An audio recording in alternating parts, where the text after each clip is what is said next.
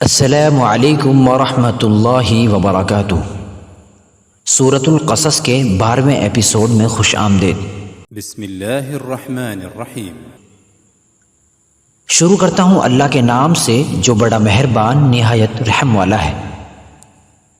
اللہ تعالیٰ نے فرمایا کہ ہم تیرے بھائی کے ذریعے تیرا بازو مضبوط کر دیں گے اور تم دونوں کو غلبہ دیں گے، فرعونی تم تک پہنچ ہی نہ سکیں گے بسبب ہماری نشانیوں کے۔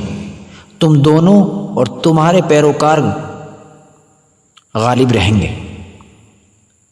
ایک تحریک کے کارکن کے لیے ضروری ہے کہ وہ فصیح اللسان ہو، اپنے سامعین کی زبان سے اچھی طرح واقف ہو۔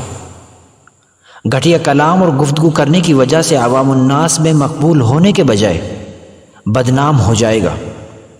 اللہ اپنے انعامات کو شمار کرتے ہوئے ارشاد فرماتا ہے، خلق الانسان علمہ البیان۔ اس نے انسان کو پیدا کیا اور اس کو بولنا سکھایا۔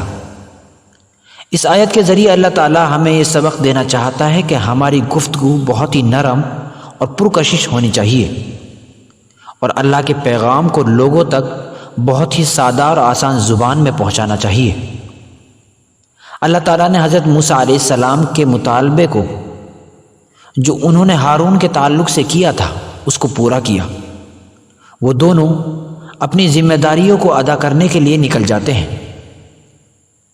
اللہ تعالیٰ موسیٰ علیہ السلام سے 3 وعدے کرتے ہیں۔ نمبر 1، حضرت ہارون کے ذریعے ان کو قوت دے گا۔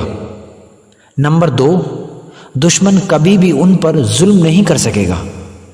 نمبر 3، تم اور تمہارے پیروکار ہی کامیاب ہوں گے۔ اور کیا چاہیے؟ ذاتی طور پر ان کے اندر جو کمی تھی اس کی تکمیل ہارون سے کر دی۔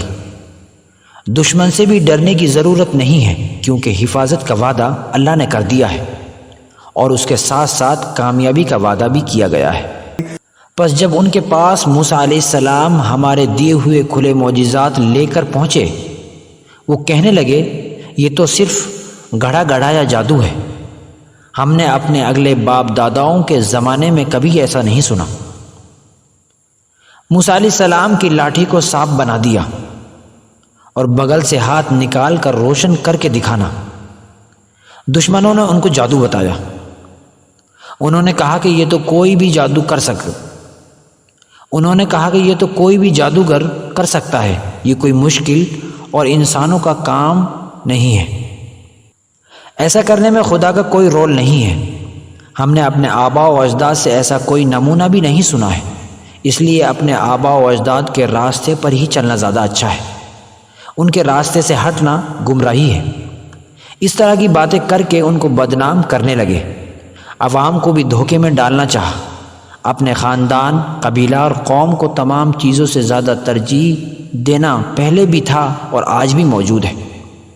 ایسا کرنے سے دینی، سماجی اور سیاسی میدان میں بہت کچھ خرابی آ جاتی ہیں۔ قوم پرستی سیاست کو کس طرح خراب کر دیتی ہے یہ موجودہ دور میں ہم بآسانی سمجھ سکتے ہیں۔ ملک پرستی بھی اسی زمرے میں شامل ہے۔ ان آیات سے ہمیں ایک اور سبق ملتا ہے کہ اسلام کوئی بوسیدہ مذہب نہیں ہے، لیکن اسلام کو بدنام کرنے کی سازشیں بہت ساری طاقتیں مسلسل کرتی آ رہی ہیں۔ کچھ مسلمانوں کے رسم و رواج کو اٹھا کر اسلام کو بدنام کرتے ہیں۔ کچھ لوگ یہ سمجھتے ہیں کہ اسلام کا سائنس اور موجودہ ترقی سے کوئی رابطہ نہیں ہے اور اس میں کوئی کردار بھی نہیں ہے۔ اس سوچ کو ختم کرنے کے لیے دانش مند اور ذہین لوگوں کو آگے آ کر کام کرنے کی ضرورت ہے۔ یہ مومنین کا فریضہ ہے۔ اللہ تعالی ہمیں توفیق عطا فرمائے۔